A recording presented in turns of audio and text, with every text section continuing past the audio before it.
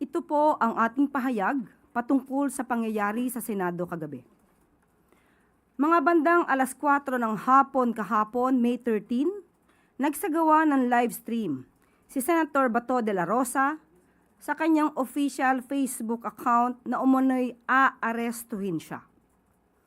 Sinundan ito ng mensahe ni Office of the Sergeant at Arms, Retired Police Major General Mau Aplasca sa media na may aarestuhin sa Senado.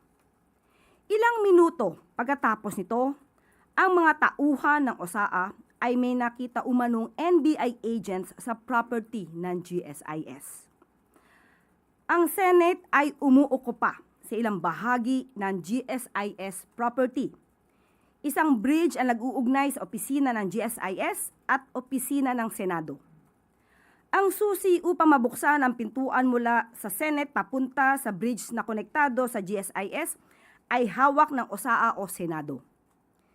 Si GM Wick Veloso ng GSIS ay humingi ng assistance sa NBI para masecure ang kanilang premises.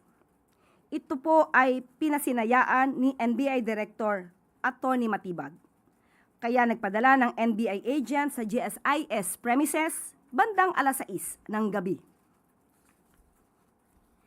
Pinagbagyan ito ng NBI at sa puntong ito gusto nating linawin. Una, walang assault na ginawa ang NBI agents sa Senado.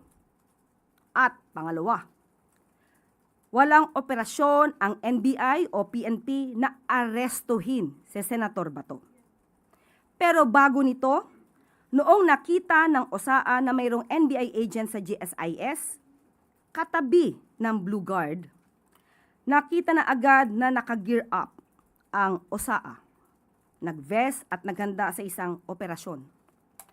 Pagdating sa bridge sa GSIS premises, tinanong ng OSAA ang NBI agent na nakaupo, lamang kasama nga ang isang Blue Guard ng GSIS.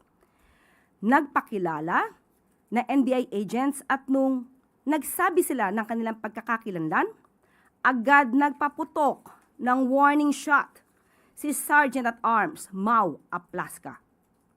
At dahil doon, napilitan ding magpaputok ng warning shot ang NBI agent.